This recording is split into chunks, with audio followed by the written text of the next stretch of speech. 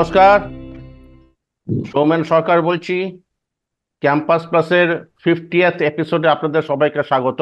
It is not for the anniversary, but আমরা যে জিনিসটা আজকে আলোচনা করব সেটা অত্যন্ত গুরুত্বপূর্ণ, এবং এই আলোচনা করার জন্য আজকে আমাদের মধ্যে 4জন মহিলা বিজ্ঞানী, বিজ্ঞান কর্মী বা শিক্ষা জগতের সঙ্গে যুক্ত ছিলেন এমন 3জনকে আমরা পেয়েছি এই আলোচনাটা করার জন্য। সেটা হচ্ছে, মেয়ে বলবো না, মহিলাদের জীবনে বিভিন্ন স্টেজে বিভিন্ন ধরনের সমস্যা উপস্থিত হয়।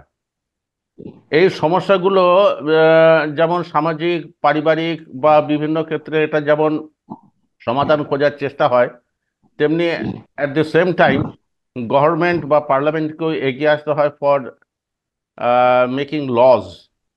আজকে আমরা সেই সমস্যাগুলো এবং তার সঙ্গে ওয়ান বাই ওয়ান তার যে করসপন্ডিং যে লিগ্যাল প্রভিশনস বা স্ট্যাচুটরি প্রভিশনস, সেগুলো যতটা পারি আলোচনা করার চেষ্টা করব। আর এতে যদি আপনাদের মনে হয় যে কিছু আরো অ্যাড করা থাকে, আপনারা কাইন্ডলি কমেন্ট বক্সে সেটা অ্যাড করে জিনিসটাকে একদম ফুল প্রুফ করে দেবেন। তো আজকে আর উপক্রমণিকাটা দীর্ঘায়িত না করে সোজাসুজি চলে আসছি যে মহিলা জীবনের শুরু তো বাল্যকাল থেকে শুরু হয়। বাচ্চা যখন জন্মায় তখন থেকেই সে মহিলা, শিশুকন্যা। তো এই শিশুকন্যাদের সব থেকে বড় সমস্যা আমাদের আগে ছিল, এখনো যে নেই তা নয়, সেটা হচ্ছে যে বাল্য বিবাহ, চাইল্ড ম্যারেজ।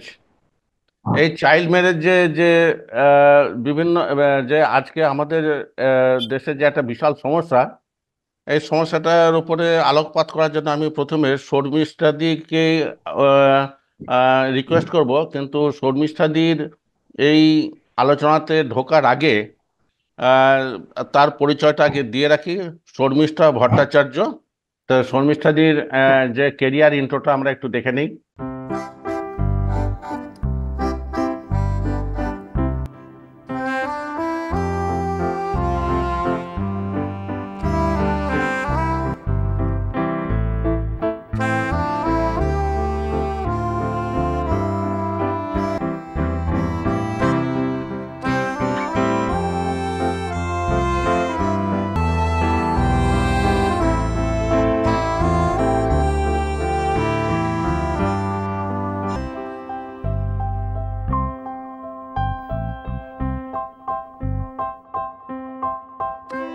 এরপরে আমরা দেখব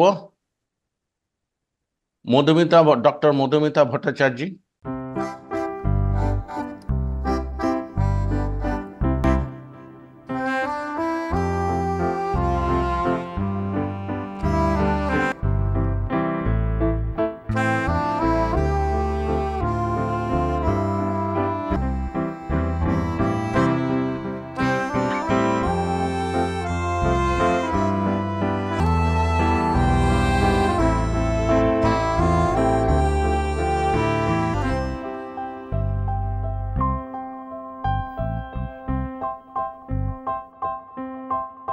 প্রফেসর ডক্টর চিত্রা দত্ত।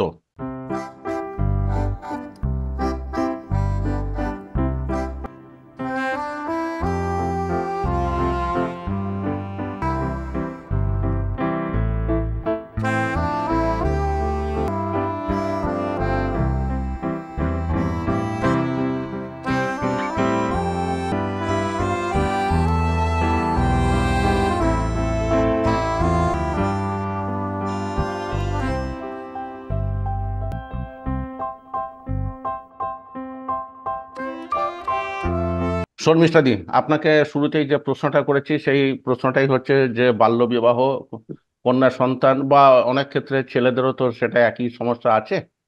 তো এ ব্যাপারে আপনি প্রথমে হ্যাঁ, আলোচনাটা শুরু ঠিকই, করুন। একদম একদম ঠিক। হ্যাঁ, ঠিক। আমি আমি শুরুতেই যেটা বলতে চাই, যখন আমরা চাইল্ড বলি তখন কিন্তু আমরা কোনো জেন্ডার ভাগ করি না।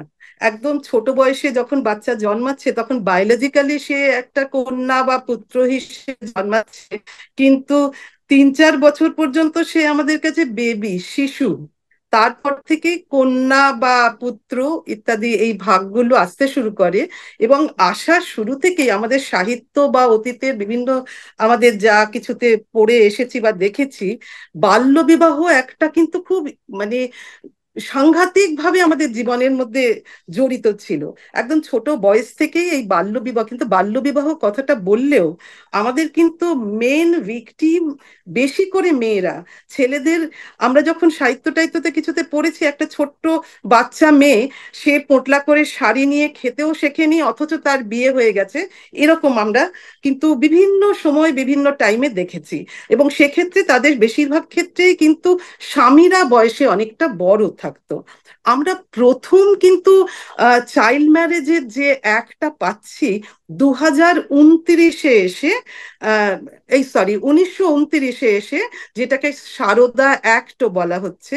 সেখানে দেখা যাচ্ছে যে প্রথম আহ, কন্যা সন্তানের বিবাহর বয়স বেঁধে দেওয়া হলো 14 বছর, এবং ছেলেটির যে বর হবে তার বয়স 18 বছর, এটা বেঁধে দেওয়া হলো। তার মানে কিন্তু ধরে নেওয়া যেতে পারে যে এই 14 বছরের আগে যখন একটা মেয়ে শারীরিকভাবে পরিণতি প্রাপ্ত হয়নি স্বামীর সঙ্গে সহবাসের জন্য, তখন থেকেই সে কিন্তু বিবাহিত জীবন যাপন করছে। এই যে মানে সারদা অ্যাক্ট বা চাইল্ড ম্যারেজ কেস ল বলে এটা তখন বলা হতো, কেস ল অ্যাক্ট, এইটা কিন্তু পরিমার্জন হলো এসে 1978 সালে। 1978 সালে আমরা দেখতে পাচ্ছি তখন এই লটাকেই পরিবর্তন করে নিয়ে এই অ্যাক্টটাকে ছেলে এবং মেয়ের বয়স 18 এবং 21-এ নিয়ে আসা হলো। কিন্তু সেখানেও কিন্তু তার ডিটেল কিছু বলা হয়নি। তারপরে চাইল্ড ম্যারেজ অ্যাক্ট 2006-এ আমরা কিন্তু এসে দেখছি যে এটা একদম অ্যামেন্ডেড হয়ে গেল, বয়সটা সেম থাকলো, কিন্তু এখানে ভিগোরাস পানিশমেন্টের কথা এলো। আর একটা জিনিস এলো, সেটা হচ্ছে CMPO।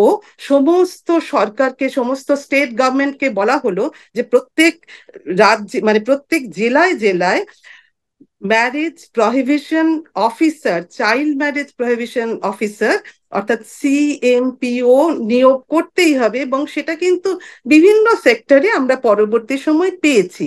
কিন্তু এই অ্যাক্টে যেটা বলা হলো যে ওই যদি কোনো মানে বাবা মা তার কন্যার বিয়ে দেন এই 18 বছর বয়স হওয়ার আগে, তাহলে কিন্তু কি দেখছি আমরা, যে যারা যে বিয়ে করছে তার বাড়ির যারা অভিভাবক, যারা যারা বিয়েতে অ্যাটেন্ড করছেন, বিয়েতে যিনি পৌরোহিত্য করছেন, সবাই কিন্তু একটা অফেন্স করছে, একটা পানিশন। পানিশেবল অফেন্স করছে। সুতরাং আচ্ছা, হ্যাঁ, এইখানে এইখানে আমি একটু মধুমিতাকে হ্যাঁ, একটুখানি আসতে বলবো। এখানে সমস্যাটা হচ্ছে যে সাপোজ এখানে তো অ্যাক্টে বলছে যে চাইল্ড ম্যারেজ ইজ ভয়েডেবল, যদি কোনো দিক থেকে যদি প্রপোজাল আসে তাহলে চাইল্ড ম্যারেজ ইজ ভয়েডেবল, অর্থাৎ সেটাকে বাই ডিক্রি সেটাকে অ্যানুয়াল করে দেওয়া যায়, মানে it will be declared as no marriage. কিন্তু এদের সঙ্গে একটা সমস্যা জড়িত আছে যে এই out of this child marriage যদি কোনো লিটল বেবির যদি জন্ম হয় তাহলে সেটা কি লেজিটিমেট চাইল্ড, বা তার কি ভবিষ্যৎ, বা সেক্ষেত্রে তো যদি তাকে লেজিটিমেট হিসেবে মেনে নেওয়াই হয় তাহলে তো গোটা ম্যারেজটাকে তো রেকগনাইজ করে দেওয়া হলো। তাহলে আইন দিয়ে কি সমস্যাটার সমাধান হচ্ছে? আহ প্রথমে আমি শুভ সন্ধ্যা জানাই সবাইকে। আর আহ, 50তম প্রতিবেদন তোমার, সেজন্য তোমাকে অভিনন্দন জানাচ্ছি। তো আমরা খুব ইম্পর্ট্যান্ট একটা কথা নিয়ে আজকে আলোচনা শুরু করেছি। তো তুমি যেটা বললে সেটা আহ, সেটার অনেকগুলো, আমার মনে হয় সেগুলো অনেকগুলো আহ, দিক আছে। যে একবার যদি একটা বাচ্চার বিয়ে হয়ে যায়, আর যেই অল্প বয়সে যখন বিয়ে হচ্ছে তার নিজস্ব কোনো সেভাবে থাকে না, সে যে খুব একটা এক্সপ্লেন করতে পারছে না বা মেনে নিচ্ছে যে বাবা মা বা বাড়ি থেকে যেই এটা যেটা দেয়া হলো বিয়ে, সেটা মেনে নিচ্ছে। হয়তো সেখানে ফিনান্সিয়াল একটা স্ট্যাটাসের প্রশ্ন থাকবে, যে বাড়িতে হয়তো ভালো মতো খেতেই পায় না। আমি এরকম একটা কেস জানি, যেটা বাড়িতে একেবারেই খুবই গরিবের বাড়ি, এবং বিয়ে হয়েছে মানে অল্প বয়সে বিয়ে হয়েছে যেখানে সেই ভদ্রলোক হচ্ছে যথেষ্ট বড় বয়সে, যেটা মিষ্টদি এক্ষুনি বললো, মিষ্টদি এক্ষুনি বললো যথেষ্ট বড় এবং তার নিজস্ব 3টে বাচ্চা আছে, সেই বাচ্চাদের মধ্যে প্রথম যে বড় যে বাচ্চাটা, সে ওই মেয়েটি থেকে বয়সে বড়। তো সেই রকম পরিস্থিতিতে মেয়েটি কিন্তু বাধ্য হয় আহ পরিস্থিতিটাকে মেনে নিতে, যে আমাকে এখন যদি আমি বাড়ি ফিরে যাই, কারণ বাড়িতে গেলে ওকে আর সেভাবে অ্যাকসেপ্ট করা সম্ভব হবে না, কারণ ওরা নিজেরাই খেতে পায় না, এবং একটি পেট কমে যাওয়া মানে হচ্ছে অনেকখানি না, আমি রিল্যাক্সেশন যে হয়ে আমি যায়। যে যে যে ইস্যুটা বলছি, যে সেখানে কিন্তু আইনের মধ্যে একটা মনে হচ্ছে একটা গ্রে এরিয়া রয়েছে, যে মানে children out of this hmm child hmm marriage, হ্যাঁ, তার যে সেটাই তার বলছি। যেটা তো এবারে যখন যখন ধরো সেই পরিস্থিতি হলো, অনেক সময় কি হয়, খুব আহ, প্রত্যন্ত গ্রামে যখন এই ধরনের আমরা সেরকমই বেশি দেখি আর কি, যে খুব পিছিয়ে পড়া জায়গা বা প্রত্যন্ত গ্রামের দিকে এই ধরনের জিনিসগুলো একটু বেশি হয়।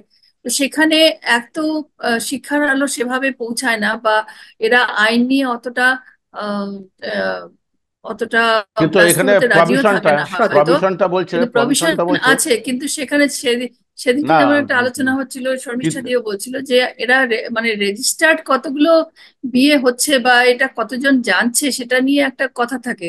তো যদি বিয়েটাই যদি না জানা থাকলো, তো সেখানে লেজিটিমেট বাচ্চা থাকলো বা না থাকলো সেটাও তখন খুব একটা ম্যাটার করবে না, কারণ জানতেই পারবে না হয়তো কেউ, যার বা যে বাচ্চাটির সঙ্গে বিয়ে, যে মেয়েটির সঙ্গে বিয়ে হয়েছে, সে হয়তো তার ওই ফিনান্সিয়াল ব্যাপার একটা থাকবে, যদি বাচ্চা হয়েও গেল তখন তাকে বড় করাটা একটা তার বড় সমস্যা থাকবে, যে এখন যদি আমি না বলি বা একটু এটাকে জানাই কাউকে, তখন সে যদি চিত্তাদিকে হ্যাঁ, একটুখানি যদি মানে সেখান এখানে থেকে বাড়ি থেকে, আমি একটা হ্যাঁ কথা একটু জাস্ট এ মিনিট, হুম হ্যাঁ হ্যাঁ হুম হুম হুম হ্যাঁ বলছি, যদি বেরিয়ে যায় বাড়ি থেকে, বা এই এই বিয়েটার থেকে যদি বেরিয়ে যায়, সেখানে ওই বাচ্চাটিকে বড় করা বা বাচ্চাটির দায়িত্ব নেওয়া, লেজিটিমেট হলেও বা না হলেও মায়ের একটা অন্য রকমের দায়িত্ব থেকে যায়। তো তখন সেখানে সেই বাচ্চাটিকে বড় করা, কিভাবে বড় করবে, তার তো একটা ফিনান্সিয়াল সাপোর্টের দরকার হবে। তো হুম সেই হিসেবে আইনের আইন, প্রভিশনের কথাই না বলছি, আইনের প্রভিশনের হ্যাঁ কথা বলছি। চিত্তাদির হ্যাঁ এখানে শর্মিষ্ঠাদি একটু বলো।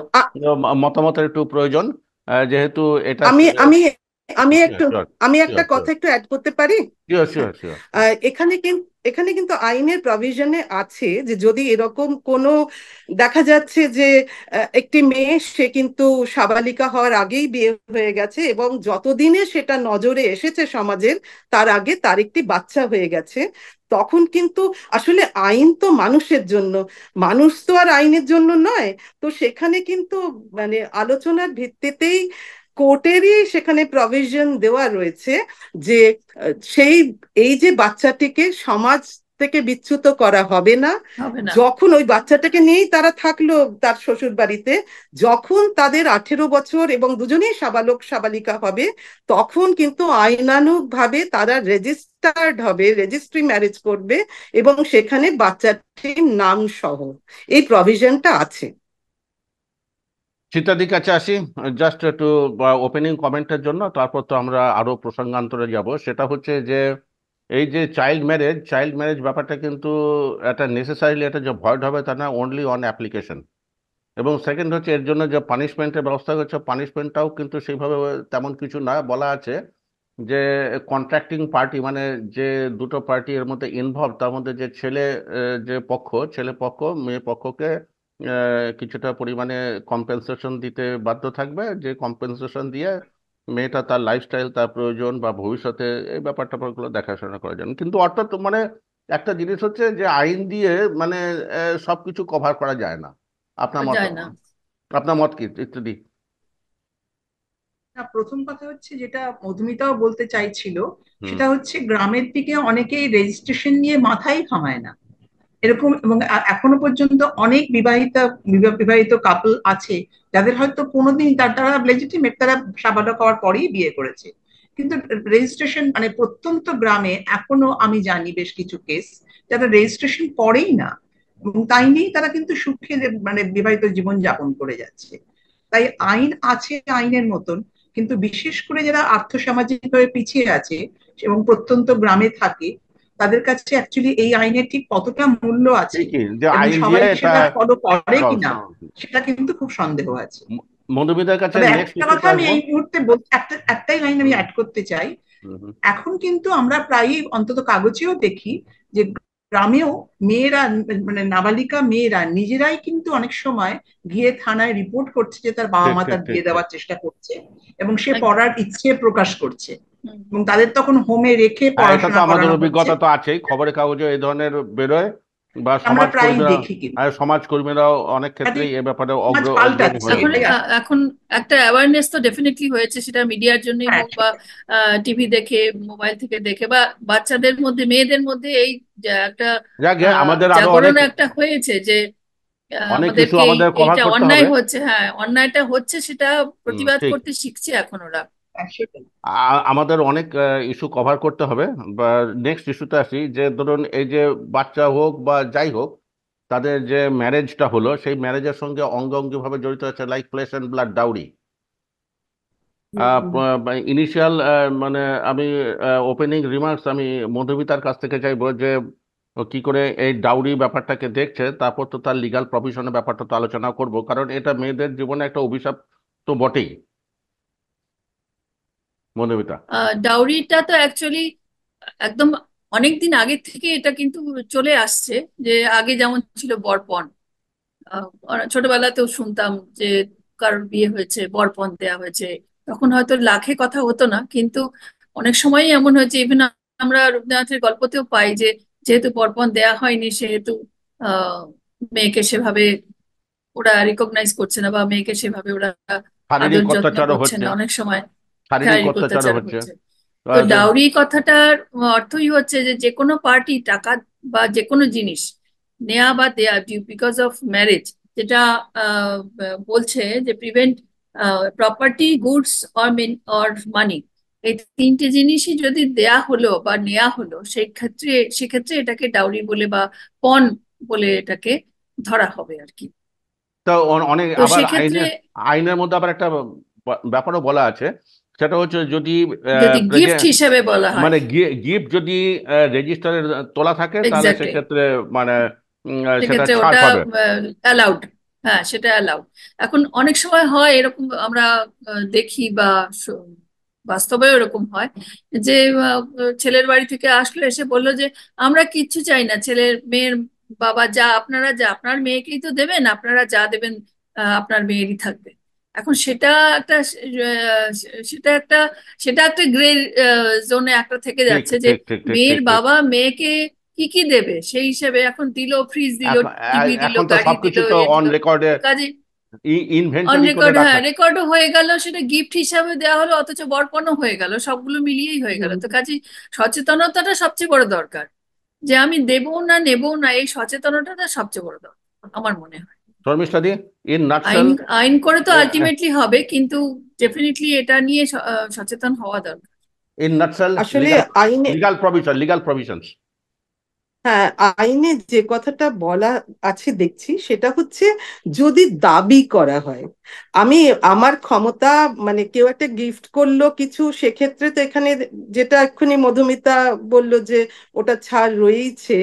কিন্তু যদি দাবি করা হয়, আমাদের সমাজে যেটা দেখা যায় যে কন্যা দায়গ্রস্ত পিতা, মানে তার মতো নিকৃষ্ট প্রাণী আর কেউ হয় মানে না, এই কারণ এই ডাউরি সিস্টেম, কন্যাকে এই বিদেয় করার ডাউরি জন্য অ্যাক্টে, তাকে, এক মিনিট, এই ডাউরি হ্যাঁ, অ্যাক্টে জেল জরিমানার কোনো কি প্রভিশন আছে?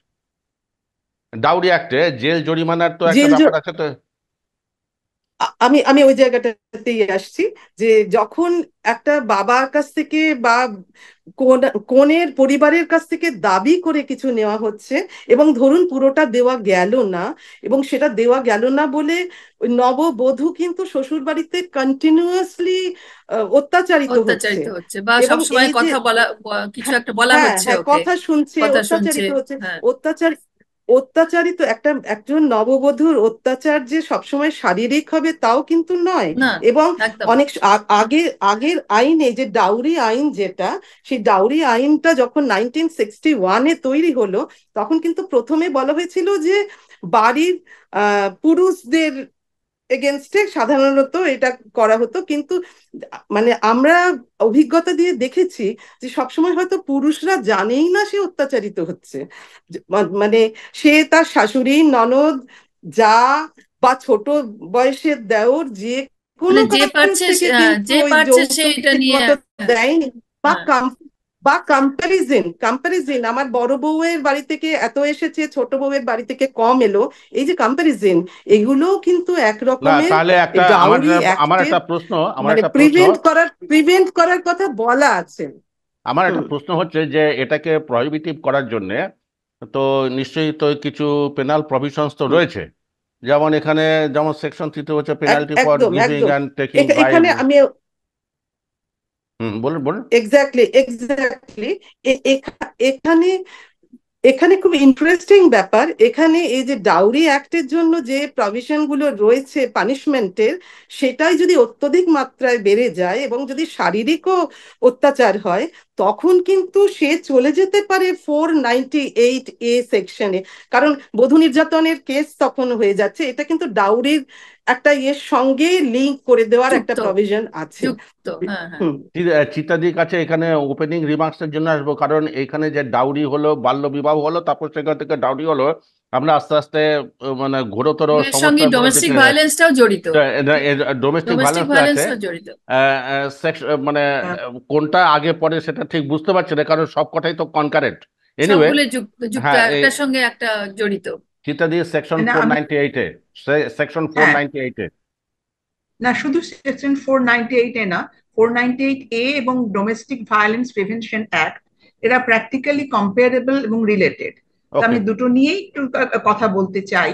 প্রথমে বলি 498A, যেটা শর্মিষ্ঠা বলল, যে অনেক সময় এই বরপণ না দেওয়ার জন্য বা তাকে দেওয়ার চাপ দিয়ে গৃহবধূকে তার শ্বশুর বাড়ির লোকেরা, তার বর বা তার হাজবেন্ড বা তার হাজবেন্ডের আত্মীয়রা অনেক রকমের অত্যাচার করে। অত্যাচার বলতে কিন্তু ভার্বাল, ফিজিক্যাল এবং মানে সাইকোলজিক্যাল, মানে মানসিক সাইকোলজিক্যাল, মেন্টাল। এবং মৌখিক, এরকম যে কোনো ধরনের অত্যাচারকে অত্যাচার বলে ধরা হয়। তো এরকম যদি কিছু হয়, এবং বিশেষ করে যদি তাকে প্রথম কথা হচ্ছে কোনো বরপণ দেওয়ার জন্য চাপ দেওয়া হয়, তাকে বা মেয়েটিকে বা মেয়েটির বাপ, মানে বাপের বাড়ির লোকজনদের, বা তারা বরপণ দিতে না পারার জন্য অত্যাচার করা হয়, বা তাকে আত্মহত্যার প্ররোচনা দেওয়া হয়, একদম। এই ধরনের কেসে কিন্তু 498A তে ওই মেয়েটি গিয়ে থানায় কমপ্লেন করতে পারে। সেটা জামিন অযোগ্য অপরাধ, তাদের সঙ্গে সঙ্গে অভিযুক্তকে অ্যারেস্ট করা হবে, এবং তার যদি অভিযোগ প্রমাণিত হয়, তার 3 বছর জেল এবং তার সঙ্গে জরিমানাও হয়। কিন্তু এখন এই কদিন আগেই শর্মিষ্ঠার সঙ্গে যখন আলোচনা হচ্ছিল, বলছিল যে বেশিরভাগ মেয়ে, বেশিরভাগ বলবো না, একটা সাবস্টেন্সিয়াল সেকশন অফ এই ধরনের বধূরা, তারা অনেক সময় মুখ বুজে এই অত্যাচার সহ্য করতে বাধ্য হয়। কেউ হয়তো লোকলজ্জায়, কেউ হয়তো তারা নিজের এবং সন্তানের নিরাপত্তার কথা ভেবে। বিশেষ করে তাদের যদি নিজেদের রোজগার না থাকে, তাকে যদি হাজবেন্ডের ওপরেই ডিপেন্ড করতে হয়, তখন সে হাজবেন্ড নামে, যদি তার হাজবেন্ডের জেল হয়ে যায়, তাকে খাওয়াবে কে, এই ভেবে তাকে মুখ বুঝে অত্যাচার সহ্য করতে হয়। সেই ক্ষেত্রে কিন্তু এই যে ডোমেস্টিক ভায়োলেন্স প্রিভেনশন অ্যাক্ট, সেখানে কিন্তু সে নালিশ করতে পারে। তার কারণ প্রথম কথা হচ্ছে 498A হচ্ছে ক্রিমিনাল অফেন্স, কিন্তু ডোমেস্টিক এই ভায়োলেন্স প্রিভেনশন অ্যাক্ট, সেটা হচ্ছে শুধুমাত্র যাকে শারীরিক মানসিক অত্যাচার করা হয়, যে কেউ যার সঙ্গে আছে, পরিবারে যে কেউ, এবং তাতে বোধহয় যারা কোনো তার, জেল জরিমানা বোধহয় কোনো প্রভিশন সেখানে নেই ডোমেস্টিক তাকে ভায়োলেন্স অ্যারেস্ট অ্যাক্টে। করা হচ্ছে না, সেখানে অ্যারেস্ট করা হচ্ছে না, এবং মামলা চলাকালীন অভিযুক্ত ব্যক্তি অভিযোগকারিণীকে তার তার সন্তানের দায়িত্ব নেওয়া এবং তার ভরণ পোষণের জন্য তাকে আর্থিক সাহায্য করতে বাধ্য থাকবে। এবং এখানে কিন্তু তার জেল হবে না, যদি অভিযোগ প্রমাণ হয় তাহলে সে আর্থিক ক্ষতিপূরণ দেবে। এবং এটা ক্রিমিনাল কোর্টে এটার প্রসিকিউশন হবে না, এটা কোনো ম্যাজিস্ট্রেট বা তার ফ্যামিলি কোর্টে এটার বিচার হবে। এই হচ্ছে দুটোর মধ্যে তফাৎ। কাজে ডোমেস্টিক ভায়োলেন্স প্রিভেনশন অ্যাক্টে কেউ যদি নালিশ করে, সে কিন্তু তার স্বামীর কাছ থেকে বা যিনি অভিযুক্ত তার কাছ থেকে ভরণ পোষণ পাবেনি, কোর্ট তাকে বাধ্য করবে। তো সেটা শর্মিষ্ঠাদি, একটা সুবিধে আর কি। শর্মিষ্ঠাদি। এই যে 498A, তার সঙ্গে ডোমেস্টিক এই যে ভায়োলেন্স ফর ওমেন, এইটার কিন্তু একটা বেশ বড় পার্থক্য আছে এই কারণে, কারণ protection of women for domestic violent act যেটা 2005-এর, তার কিন্তু পরিধিটা অনেক বড়। কারণ এর আগে পর্যন্ত আমরা যেটা আলোচনা করছিলাম সেটা শুধুমাত্র বিবাহিত মহিলাদের জন্য। এখানে এসে ডোমেস্টিক ভায়োলেন্স যখন আমরা আলোচনা করছি তখন বিবাহিত হতে পারে, অবিবাহিত হতে পারে, অবিবাহিত। বা নাবালিকাও হতে পারে। মানে যে কমপ্লেন করবে সে পিটিশনার বা অ্যাগ্রিভড, কিন্তু যার নামে কমপ্লেন করবে, প্রথম যখন একটা হয়েছিল তখন বলা হয়েছিল যে শুধুমাত্র সেখানে অ্যাডাল্ট মেল হতে হবে। কিন্তু এখানে বেশ কিছু অ্যানোমালি দেখা গেল যখন কেসগুলো আসতে শুরু করলো। সেখানে দেখা গেল যে প্রচুর মেয়েরা বাড়িতে ডোমেস্টিক ভায়োলেন্সের শিকার হচ্ছে, কিন্তু অন্য কোনো বড় মহিলা দ্বারাও হতে পারে সে। তো হ্যাঁ, তখন এই যে এই হতেই পারে, কারণ এটা একটা নানান রকমের প্রোটেকশনের যতই হ্যাঁ, ব্যবস্থা থাকুক তা সত্ত্বেও কিন্তু বাড়ির সিনিয়র মহিলারা বাচ্চাদেরকে, এবং বাড়িতে ছোট বাচ্চা মেয়েরাও তো অ্যাবিউজড হচ্ছে সমানে। কিন্তু সেখানে শুধু দেখা গেল পরবর্তী সময়, শুধু শ্বশুর মানে শ্বশুর বাড়ি বরের বাড়িতেই নয়, মানে নিজের বাড়িতেও না অনেক না সময় না, সেটা হচ্ছে। নিজের বাড়িতে অবিবাহিত যদি কোনো মেয়ে থাকে, সে দাদার সংসারে, মানে বয়স্ক মহিলা যদি থাকেন, বিভিন্ন রকম ভাবে হতে এমনকি পারে। তো তারা কিন্তু অনেক সময় কমপ্লেন, আমরা তারা বাবা কিন্তু বাবা কমপ্লেনটা হয়তো লজ করতে পারবেন। না এখানে হ্যাঁ, বাবার থেকেও নানান হয় অনেক রকমের সময়। ঘটনাই ঘটে। এখানে একটা হয়তো এখানে ড্রিঙ্ক একটা করছে, তো ড্রিঙ্ক সমস্যা আমি করে কি, মারছে। একটু আমি একটু শিওর এটা শিওর কমপ্লিট শিওর করে নি। শিওর তো তার শিওর জন্য, শিওর হ্যাঁ, তার জন্য কিন্তু এই যে ধারাটা, যখন এই কেসগুলো হতে থাকে তখন কিন্তু তারা অবজার্ভ করে বুঝতে পারেন না এখানে এখানে অসুবিধা আছে, অ্যানোমালি আছে। তখন কেসের যে জাজমেন্ট গুলো হয় তার উপরে ভিত্তি করে কিন্তু এগুলো চেঞ্জ হতে থাকে। পরবর্তী সময় কিন্তু একটা সময় দেখা গেল যে ওখানে ওই যে বলা হয়েছিল অ্যাডাল্ট মেল, পরে কিন্তু সেটা চেঞ্জ হয়ে হয়ে গেছিল অ্যাডাল্ট পার্সন। যখনই অ্যাডাল্ট পার্সন হয়ে গেছিল তখন সেখানে কিন্তু মহিলাদের নামের কমপ্লেনটাও ঢুকতে শুরু করেছিল। আর তারও পরবর্তী সময় আরো অনেক পরে এই হারসোরা ভার্সেস হারসোরা বলে একটা বেশ যুগান্তকারী কেস হয়েছিল সুপ্রিম কোর্টের। তো সেখানে দেখা গিয়েছিল যে না, নাবালক দেওরও কিন্তু আহ, অত্যাচার করার জায়গাটাতে থাকছে। তখন সেখানে গিয়ে কিন্তু এই যে একটা, তাতে চেঞ্জ করে করা হয়েছে এনি পার্সন। অর্থাৎ এখন ডোমেস্টিক ভায়োলেন্সে এনি পার্সনের যে কোনো কেউ বিরুদ্ধে আসে। করা যাবে, কিন্তু পিটিশনার হতে হবে শুধু মহিলাকে। কারণ এই যে একটা, সেটাই তো নামেই আছে protection of women from domestic violence. সুতরাং পিটিশনার ইয়েই হবেন, মহিলাই হবেন। মহিলাই হবে। অলরেডি নোটিশ পেয়ে গেছি, আর 10 মিনিট বাকি আছে, এর মধ্যে আমাদেরকে আরো কিছু জিনিস মধুমিতার কাছে আসবো এই ব্যাপারে। এই ডোমেস্টিক ভায়োলেন্স অ্যাক্ট এবং এটাকে আমরা অ্যামালগামেট করে তো একটা কম্পোজিট আলোচনা করছি, ডাউরি ডোমেস্টিক ভায়োলেন্স অ্যাক্ট 498-এ। তো এখানে ব্যাপারটা হচ্ছে যে ইয়োর রিমার্কস 498A। প্রথম কথা হচ্ছে যে হ্যাঁ, হ্যাঁ বলুন। হ্যাঁ বলো, না, বলুন বলুন। বলো। না হ্যাঁ, হ্যাঁ। আমি হচ্ছে 498A-তে যে আহ, যে সমস্যাগুলোর কথা বলা আছে, যে অনেক যারা হাজবেন্ডের যে ইনোসেন্ট যে মহিলা, মানে পারিবারিক যে মহিলারা আছে, মা হতে পারে, বোন হতে পারে, তারাও তো সমস্যা। কারণ ব্রাইড মানি যে সে অ্যাবাভ এনি মানে ডাউট, ব্যাপারটা তো তা নয়, তাকে তো ফাঁসিও দেওয়া হতে পারে। হ্যাঁ, সেটা তো আছে ঠিকই, কিন্তু এই একটাতে আই থিঙ্ক মিষ্টি দিয়ে যেটা বললো যে আহ, খালি আহ, মেয়েরাই এটাতে কমপ্লেন করার আহ, জায়গাটাতে আছে, কিন্তু ডোমেস্টিক ভায়োলেন্স বললে তো ডেফিনেটলি সেটা ছেলেদের ক্ষেত্রে হতে পারে বা মেয়েদের না ক্ষেত্রে তো হয়তো হয়ই। হয়তো হতে পারে আমি যে সেটা ক্রিমিনাল লতে হয়তো সেটাতে হুম, নিয়ে আসছে, সেটা এই একটা হবে না, সে মানে দ্যাট উইল বি হ্যাঁ, ডেল্ট সেটা উইথ অন্য দ্য ইয়েতে ক্রিমিনাল। চলে যাবে। হ্যাঁ, হ্যাঁ, ক্রিমিনাল। তা আমি একটু হুম, অন্যভাবে হুম। বলতে না চাইছি, তবে সেটা তবে হচ্ছে। হ্যাঁ বলো, বলুন বলুন বলুন। হ্যাঁ বলো না শর্মিষ্ঠা তবে দি। এটা কিন্তু এইটা কিন্তু যাদের এগেনস্টে চার্জটা আসছে তাদের প্রভিশন আছে, তারা কিন্তু একটা রিটন আত্ম, মানে সপক্ষে একটা ইয়ে দিতে পারে, পিটিশন দিতে পারে, সেটার প্রভিশন আছে। হুম, হুম, হুম। তো মানে কেউ কমপ্লেন করলো হ্যাঁ, হ্যাঁ, তো যাই হোক, তো সেটা তো এটা মোটামুটি সঠিক নাও হতে পারে। অ্যাট লেংথ আমরা এই জিনিসটা আলোচনা করলাম।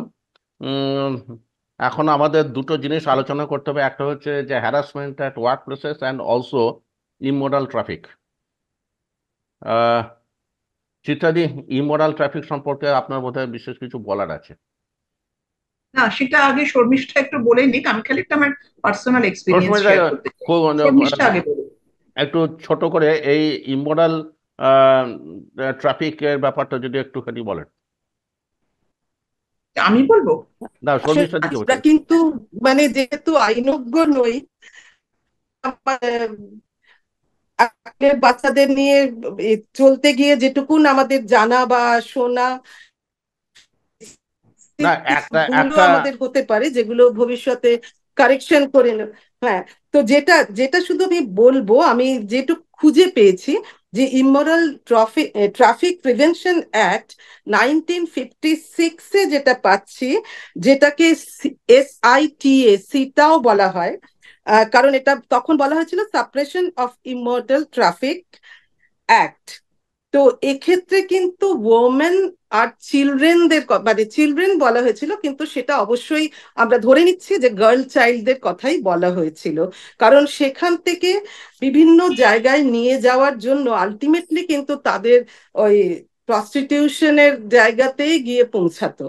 তো যেহেতু কোনো কোনো দেশে হয়তো সেটা লিগ্যাল থাকলেও আমাদের দেশে তো সেটা তখন লিগ্যাল ছিল না, এবং সবচেয়ে বড় কথা ট্রাফিকিং করে যেহেতু নিয়ে যাওয়া হচ্ছে, কোনো মেয়ে কিন্তু স্বেচ্ছায় সেখানে যাচ্ছিল না, মানে যাওয়ার প্রশ্নই নেই, যাচ্ছে না। কিন্তু সেখান থেকে খুঁজে বার করে ফিরে আনার জন্য কিভাবে, আজকাল তো বিভিন্ন রকম সংস্থা হয়েছে যারা এরকম সাপোর্ট দিচ্ছে, যারা তাদের আবার রিহ্যাবিলিটেশনের ব্যবস্থা করছে। কিন্তু খুব ইন্টারেস্টিং ভাবে এই অ্যাক্টটার যে অ্যামেন্ডমেন্ট বা চেঞ্জ হয়েছে, পরবর্তী সময়ে আমরা দেখতে পাচ্ছি যে এই প্রস্টিটিউশনের সঙ্গে যে মেয়েদের নামটা ছিল, সেখানে কিন্তু সেইটাকে চেঞ্জ করে নিউট্রাল নিউট্রাল জেন্ডারে নিয়ে যাওয়া হলো, এবং দেখা গেল এক্সিস্টেন্স অফ মেল প্রস্টিটিউটও দেখা গেল। এবং তাই জন্য এখন যে ট্রাফিকিং এর কথা সেটা বলা হচ্ছে, সেক্স সেখানে ওয়ার্কার। ওমেনের সঙ্গে মেল চাইল্ডের কথাও বলা আছে,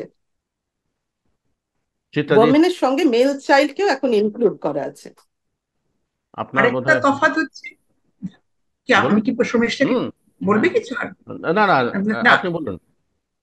হ্যাঁ, না, এই 1956 এর পরে তার 1986-এ যা অ্যামেন্ডমেন্ট হয়েছে, এবং তারপরে হুম 2006-এ যেটা অ্যামেন্ডমেন্ট সেটাই এখন চালু আছে। বেসিক ডিফারেন্সটা হচ্ছে, একদম প্রথমে কিন্তু যেসব মহিলারা এই দেহ ব্যবসার সঙ্গে যুক্ত হতেন, তারা শুধু ট্রাফিকিং না, যারা যুক্ত হতেন তাদেরও কিন্তু অপরাধ ধরে নিয়ে তাদেরও জেল বা জরিমানা হওয়ার কথা ছিল। এখন কিন্তু যেসব মহিলারা নিজেদের দেহ ব্যবসায় যুক্ত আছেন তাদের কিন্তু কোনো ফাইন বা শাস্তি হয় না। কিন্তু যদি কোনো ব্যক্তি এই ট্রাফিকিং এর সঙ্গে যুক্ত থাকেন, বা এরকম ট্রাফিকিং করে আনা হয়েছে, এরকম কোনো মেয়েকে সেক্সুয়ালি এক্সপ্লয়েট করার চেষ্টা করেন তার অনিচ্ছায়, তাহলে সেক্ষেত্রে তার কিন্তু 3 বছর পর্যন্ত জেল এবং জরিমানা এরকম হবে, এবং সেটা প্রথমবার। যদি এরপর 3 বছর না, 2 বছর জেল এবং জরিমানা, এবং তারপর যদি সে সেকেন্ড টাইম বা থার্ড টাইম ধরা পড়ে, তাহলে তার শাস্তিও কিন্তু অ্যাকর্ডিংলি বেড়ে যাবে। আর যেটা শর্মিষ্ঠা বলল, এটা ঠিকই যে এখন অনেক এনজিও বা গভর্নমেন্ট থেকেও অনেক সংস্থা হয়েছে যারা এইসব মেয়েদের রেড লাইট এরিয়া থেকে উদ্ধার করে আনে। এবং আমি আমার পার্সোনাল এক্সপিরিয়েন্স থেকে বলছি, এর আগের এপিসোডে আমার সঙ্গে যিনি ছিলেন ডক্টর রুকসানা চৌধুরী, তার মা লেট মিসেস কাশোয়ার জাহান, উনি যুক্ত ছিলেন অল বেঙ্গল উইমেন ইউনিয়নের সঙ্গে। তো এই অ্যাসোসিয়েশন এবং ওই মাসিমা রুকসানার মা, উনি কিন্তু নিজে পুলিশের সাহায্য নিয়ে বহুবার কলকাতায়, মুম্বাইয়ে, দিল্লিতে এবং অন্য জায়গায় রেড লাইট এরিয়াতে গেছেন, জীবনের ঝুঁকি নিয়ে মেয়েদেরকে নিয়ে এসেছেন। এখানেই কলকাতায় বেশ কয়েকটা হোম আছে যেখানে তাদের রাখা হয়েছে, এবং যারা পড়াশোনায় ভালো তাদের পড়াশোনা করানো হয়, যারা বৃত্তিমূলক শিক্ষা নিতে চায় সেটা করা হয়, এমনকি কিছু মেয়ের তারা বিয়েও দিয়েছেন, এবং এখনো ওই সংস্থা কাজ করে দুর্দান্ত চলেছে। খবর, দুর্দান্ত খবর। ভবিষ্যতে যদি সুযোগ পাই তাহলে তাদের এরকম উপর একটা সংস্থা এপিসোড অনেক করার আছে, সেই ব্যাপার অনেকেই রইল। কাজ করছে। মাসিমা নেই, নাহলে হুম বলতাম যে তাকে নিয়ে তুমি একটা হুম এপিসোড হুম করো। হুম, অতি অবশ্যই আপনি একদম চাইলে খুবই আপনি সেই। চাইলে এটা নিয়ে হতে পারে। তো মহিলাদের তো একটা বিশেষ সমস্যা আছে, সেটা হচ্ছে কর্মক্ষেত্রে তাদেরকে নানা রকম হ্যারাসমেন্টের সম্মুখীন হতে হয়। সেটা যতটা না কাজের ব্যাপার তার থেকেও অন্যান্য ব্যাপারে বেশি, যেটাকে সেক্সুয়াল হ্যারাসমেন্ট বা ওভারচার্জ এগুলো বলাই ভালো। তার জন্য আহ, আমি একটু ডিটেল আলোচনার দরকার। আমি প্রথমে মধুমিতাকে দিয়ে স্টার্ট করি, যে মধুমিতা এই সমস্যাটার একটু ছোট্ট করে একটা রূপরেখা বলুন। এই যে আহ, যেটা বিশাখ নিয়ে যেটা আহ, কাজ যেটা হয়েছে, বিশাখা গাইডলাইন্স যেটা রয়েছে, সেটা 1997-এ এটা একটা ঘটনা হয়েছিল। ভাওয়ারী দেবী আহ, যেখানে ইনভলভ ছিলেন, সেখানে উনি এই বিশাখা, এই একটা এনজিও, এদের আন্ডারে, এদের হয়ে উনি কাজ করছিলেন। এবং যেহেতু উনি একটু নিচু, তথাকথিত সমাজের নিচু শ্রেণীর লোকের মধ্যে ছিলেন, সেহেতু, এবং যেহেতু এই চাইল্ড ম্যারেজ, এগুলো ছোটদের এই বিয়ে, এগুলোকে উনি আটকাচ্ছিলেন এবং নানা ধরনের এই এই প্রসিডিওর গুলোকে উনি এগেনস্টে ছিলেন যেহেতু, কিন্তু সেগুলো অনেকেরই পছন্দ হলো না, যারা উচ্চ শ্রেণীতে রয়েছেন, যারা ল্যান্ডলর্ডস যারা আছে, তাদের পছন্দ হলো না। কাজেই তারা ভীষণ রকমের অত্যাচার করলেন ওনার উপরে। তো সেটা শুরুতে রাজস্থান গভর্নমেন্ট থেকে খুব একটা বেশি এটা নিয়ে নাড়াচাড়া করলো না, কিন্তু পরে সুপ্রিম কোর্টের সঙ্গে রাজস্থান গভর্নমেন্টের যেটা ইয়ে হলো, তাতে এই গাইডলাইনটা দেয়া হলো যে কি কি জিনিসগুলো হলে সেক্সুয়াল হ্যারাসমেন্ট হচ্ছে সেটা বোঝা যাবে। কিন্তু সেখানে দেখা যাচ্ছে অনেক সময় আহ, মানে সেক্সুয়াল হ্যারাসমেন্টের মধ্যে যে আহ, গায়ে ছুলে বা কাছাকাছি আসলেই যে শুধু সেটা সেক্সুয়াল হ্যারাসমেন্ট বলে ধরা হবে তা নয়। এছাড়াও আরো অনেক রকমের ইয়ে আছে, যে বকরোক্তি করা বা কোনো কারণে শেমিং করা বা কোনো কারণে নিচুভাবে দেখিয়ে কথা বলা, সেগুলোও কিন্তু সেক্সুয়াল হ্যারাসমেন্টের আন্ডারে আসবে আর কি। তো সেইটা খুব ভালো একটা দিক রয়েছে ডেফিনেটলি, যেহেতু আহ, কাজের ক্ষেত্রে অনেক সময় ইনসিকিউর ফিল করে, মেয়েদের অনেক সময় এই জিনিসগুলোর সম্মুখীন হতে হয়। তো কাজেই সেটা এগিয়ে আসতে হবে মেয়েদেরই, কারণ সেখানে অনেকগুলো প্রশ্ন থাকে যে যদি আহ, যদি এটা নিয়ে কথা বলে তাহলে চাকরিটা থাকবে কিনা, বা অন্য কোনো রকম ভাবে তাকে এক্সপ্লয়েট করা হবে কিনা, বা আহ, সেটা নিয়ে সমাজে আরো অন্য ধরনের কোনো সমস্যা হবে কিনা, সেটা একটা সমস্যা থাকে। তো কাজেই সে সে ব্যাপারটা কিন্তু খেয়াল রাখা দরকার, যে আহ, সেক্সুয়াল হ্যারাসমেন্ট কাজের ক্ষেত্রে হলেও আহ এগিয়ে আসতে হবে, যাকে নিয়ে সমস্যা হচ্ছে তাদেরকে এগিয়ে আসাটা খুবই দরকার। আমি এক্ষেত্রে শর্মিষ্ঠার দিকে আরেকটু ভেতরে যেতে বলবো। হ্যাঁ, একটু আমি মধুমিতার কথা ধরেই বলছি যে এই যে গাইডলাইনটা হলো, এই গাইডলাইনে কি কি বলা রয়েছে। এই গাইডলাইনে প্রথমেই যেটা বলা রয়েছে যে সেটা হচ্ছে যে এই সেক্সুয়াল হ্যারাসমেন্টের ডেফিনেশনটা কি, কাকে, হুম। সেটা অবশ্য মধুমিতা কিছুটা বলেছে। আর সেফার এনভায়রনমেন্ট তৈরি করতে হবে প্রাইভেট, পাবলিক, এবং যে সমস্ত জায়গায় এই কর্মচারীরা, মহিলা কর্মচারীরা যুক্ত হবে, সেখানে কিন্তু সেফার এনভায়রনমেন্ট, মানে ওয়ার্কিং তৈরি করতে এনভায়রনমেন্ট হবে, তৈরি করতে হবে। সেটা হ্যাঁ, আর একটা জিনিস, এমপ্লয়ারের দিক থেকে করতে হবে। ওটা এমপ্লয়ারের দায়িত্ব। আর এমপ্লয়ারের আরেকটা দায়িত্ব যেটা খুব ইম্পর্টেন্ট, কমপ্লেন্ট রিডাকশন কমিটি একটা তৈরি করতে হবে, যেই কমিটিতে প্রধানের দায়িত্বে থাকবেন মহিলা, এবং যে কজন কমিটি মেম্বার হবেন তাদের 50% মহিলা হতে হবে। বিশাখা গাইডলাইন ধরে যে বেশ কতগুলো মেয়ে জয়েন করেছিল নতুন একটা অফিসে, এবং তাদের বসার জায়গাটা হয়েছিল একদম জেন্টস টয়লেটের সামনে। তো যখন ছেলেরা টয়লেট সেরে বেরিয়ে আসতেন, অনেক সময় কেউ কেউ প্যান্টের বোতাম লাগাতে লাগাতে আসছেন, এবং সেটা তাদের চিরদিনের অভ্যাস, কিন্তু কোনো একটি মহিলার সেটা অবসিন মনে হয়েছে, কিন্তু এদের কাছে সেটা মনেই হয়নি যে এটা কোনো একটা অফেন্স হতে পারে। এখন এই জাতীয় ঘটনাগুলোও যেহেতু গাইডলাইন অনুযায়ী একটা সেক্সুয়াল হ্যারাসমেন্ট বা অফেন্সের মধ্যে পড়ছে, তাই জন্য কিন্তু কমপ্লিকেশন ভীষণভাবে তৈরি হচ্ছিল। এবং এই যে কমিটিগুলো খুব সুন্দরভাবে সেগুলো পর্যালোচনা করে একটা নির্দিষ্ট জায়গায় বা একটা সহমতের জায়গায় যাওয়ার চেষ্টা করেছে। এখানে সেইভাবে কোনো মানে জেল বা কিছুর, এটা তো কোনো কেস ফর্ম করছে না, আইপিসির আন্ডারে চলছে যাচ্ছে না, সেটার জন্য এখানে কিন্তু জেল বা ওই জাতীয় কোনো ফাইন হওয়ার ব্যাপার নেই। কিন্তু এই যে যিনি এফেক্টেড তাকে একটা কম্পেনসেশন দেওয়া, তাকে একটা সবেতন ছুটি দেওয়া, মানসিক শান্তি দেওয়া, বা যে যার এগেনস্টে চার্জটা আসছে তার সঙ্গে তাকেও বুঝিয়ে বলা, ইত্যাদি ইত্যাদি প্রভিশন গুলো রয়েছে। এবং খুব বেশি শাস্তি হলে ট্রান্সফারের জায়গা আছে। কিন্তু যেটা বেশিরভাগ প্রয়োজন, যে এখানে বলাও ছিল এই গাইডলাইনে, যে অবশ্যই অবশ্যই এটা কিন্তু প্রচার এবং প্রসার করতে হবে এবং সব কর্মচারীদের সচেতন করতে হবে। তাই জন্য এটা মানে নোটিশের আকৃতিতে বা কোনো কোনো জায়গাতে লিখিতভাবে টাঙানো থাকবে, যাতে সবার গোচরে আসে। কিন্তু আমি বেশ কয়েকজন আমারই আত্মীয় স্বজন বন্ধু বান্ধবদের জিজ্ঞেস করে জানলাম যে তারা কিন্তু চাকরিরত অবস্থায় এই জাতীয় কোনো নোটিশ বা কিছু তাদের অফিসে চোখে পড়ে। দেখেছেন বলে কেউই মনে করতে পারলেন না। এখন সেটাই হচ্ছে। কিন্তু তারপরে এই বিশাখা গাইডলাইন মেনে চলার যে নির্দেশ সুপ্রিম কোর্ট দিল, এবং যে বলল যে স্টেট গভর্নমেন্টকে বা সমস্ত সংশ্লিষ্ট গভর্নমেন্টকে এইটা নিয়ে যত তাড়াতাড়ি সম্ভব একটা অ্যাক্ট তৈরি করার, সেই অ্যাক্ট হতে কিন্তু 16 বছর সময় লেগে গেল। সে নিজেই প্লিড চিত্তাদির করতে কাছে পারছে। চিত্তাদির কাছে হ্যাঁ, আমি আচ্ছা, কনক্লুডিং হ্যাঁ, রিমার্কের জন্য আমি যাচ্ছি। আমার প্রশ্নটা একটু শুনে নি, কারণ এটা রিপিটেশনের মধ্যে যাওয়ার দরকার নেই।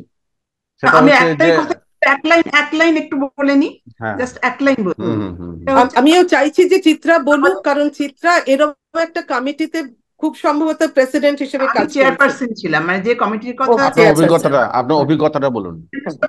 বায়োলজিতে আমি চেয়ারপারসন ছিলাম।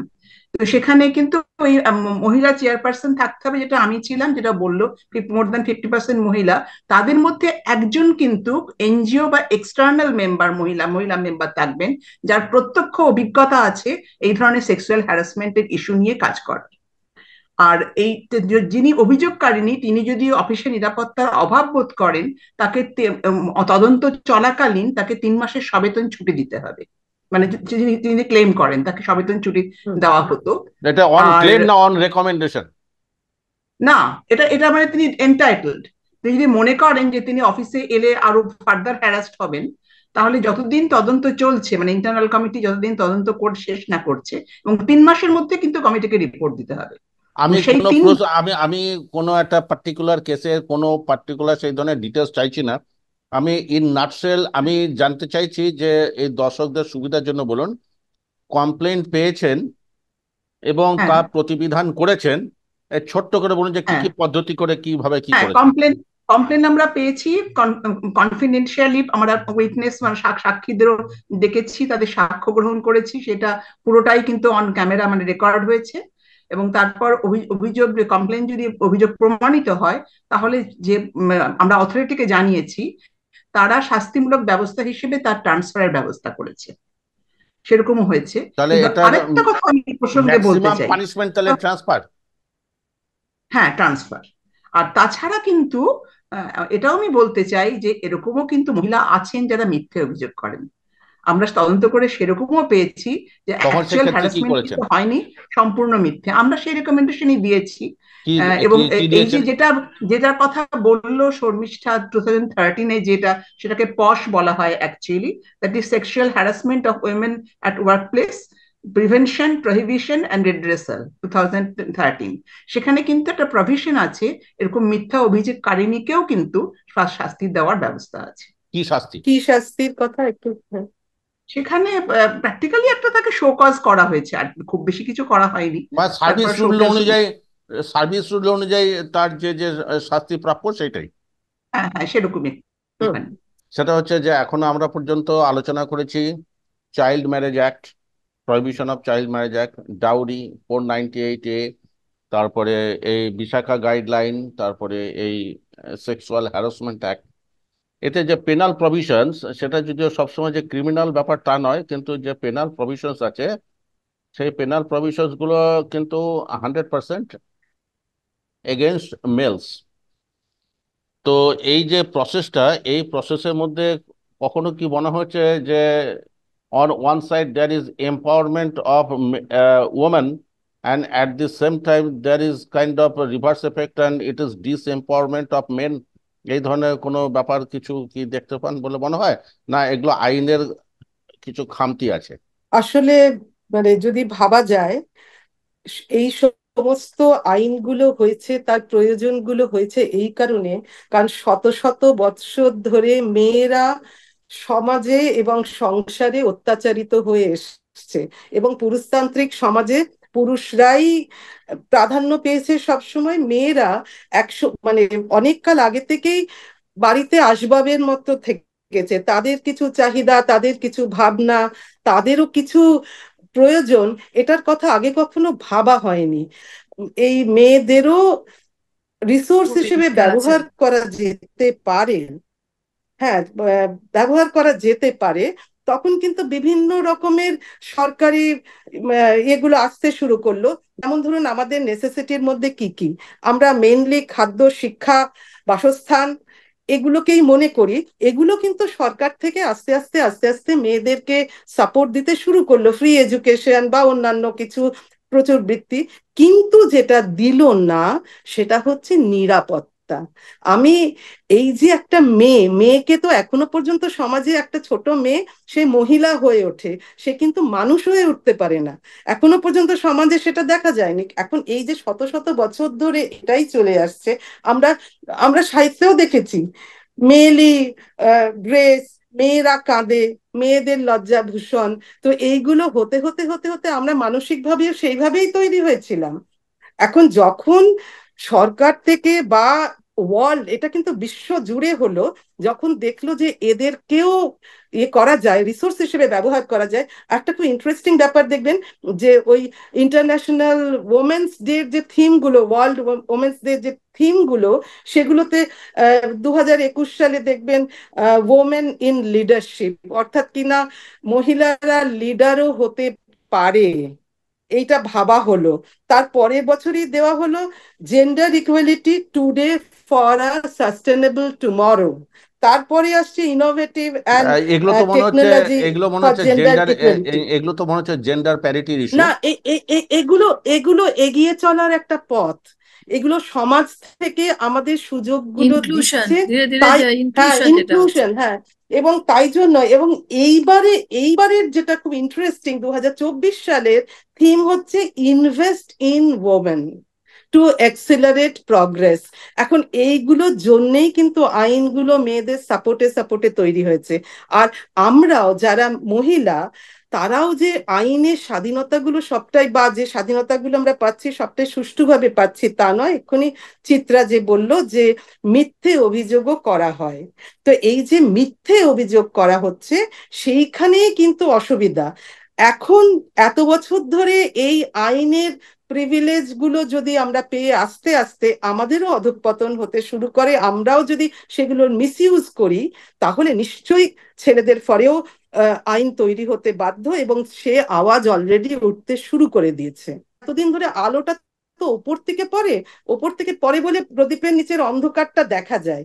আর যেদিন থেকে সমস্ত মেয়েরা এনলাইটেন্ড হবে, সচেতন হবে, সমাজের সবাই এনলাইটেন্ড হবে, আলোটা নিচ থেকে ওপরে যাবে, তখন আর কোথাও অন্ধকার থাকবে না অন্ধকার বলে আমি থাকবে। মনে করি। খুব সুন্দর বললে তুমি। whether this legislation are causing reverse effect, বা রিভার্স কোন রকম ইয়ে হচ্ছে কিনা, মানে সেটা হয়তো আমার যেটা মনে হয়, সেটা হয়তো কখনো কখনো কখনো, যেমন চিত্রাদি যেটা বললেন যে এরকম হচ্ছে, এরকম কি আর আরো কোথাও হয় না? ডেফিনেটলি হয়। যারা করছে সেটা এখন কেস স্পেসিফিক হয়তো হতে পারে, কোনো কোনো জায়গায় হয়তো হলো, তবে এই নয়, সিংহভাগটাই কিন্তু যা যে মানে ভুক্তভোগী মেয়েরা। আমি শেষ করতে চাই অনেক পজিটিভ নোট। আমার মনে হয় আমি আমার লাইফের প্রথম দিকে যা দেখেছি, গত 10 বছরে বা 5 বছরে আমি বলবো একটা ড্রাস্টিক উন্নতি হয়েছে ছেলে মানে পুরুষ এবং মহিলা প্রত্যেকেরই মনোভাবে। এখন এই বিশ্বায়নের ফলে, এই ইন্টারনেট কানেকশন এসবের জন্য মানুষ ঘরে বসে গোটা বিশ্বের খবর পাচ্ছে, এবং সেখান থেকে কিন্তু এখন মানুষ আস্তে আস্তে অনেক উদার হচ্ছে।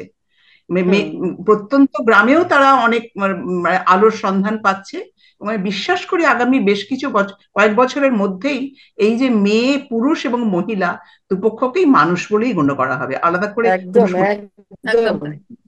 সেটা হচ্ছে এখন আগের থেকে অনেক বেশি কোএডুকেশন স্কুলগুলো হয়েছে, হুম যেখানে ছেলেরা এবং মেয়েরা একসাথে বড় হচ্ছে, একসাথে পড়াশোনা করছে। তো কাজেই সেখানে সুযোগ এই হিসাবে সুযোগ অনেক বেশি, যাতে ওদেরকে ভালোভাবে সেটা বোঝানো যায় যে আগে মানুষ হওয়াটা দরকার। যেমন শুধু ছেলে দিয়ে একটা সমাজ চলে না, বা শুধু মেয়ে দিয়ে চলে না, দুজনকে একসাথে এগিয়ে চলতে হলে সমাজ, একটা মানে দেশ এগিয়ে একে চলতে পারে। অন্যের পরিপূরক আর কি, একে অন্যের একে পরিপূরক। অন্যের পরিপূরক। যেমন বলে যে প্রকৃতি, যদি মেয়েরা যদি প্রকৃতি হয় শক্তি, তাহলে পুরুষ মানে দুটো একসাথে হলে তবেই সেটার পরিপূর্ণতা পায়। সৌমেন, একটা কথা, আমাদের তিনজনের পক্ষ থেকে দর্শককেও ধন্যবাদ এবং হুম তোমাকেও অনেক ধন্যবাদ, আর তোমার এই 50th এপিসোডের জন্য অনেক অভিনন্দন। অনেক অভিনন্দন। ধন্যবাদ অভিনন্দন ধন্যবাদ আমার তরফ ধন্যবাদ। থেকে। আশা করছি যে যারা শ্রোতা আছেন তারা এটা পুরো লেন্থ শুনবেন এবং শুনে তাদের যে মতামতগুলো এখানে লিপিবদ্ধ করবেন, যাতে আমরা আরো বেটার এপিসোড দিতে পারি। আপনাদের সবাইকে ধন্যবাদ জানিয়ে আজকের এই এপিসোডটা এখানেই শেষ করছি। নমস্কার। নমস্কার।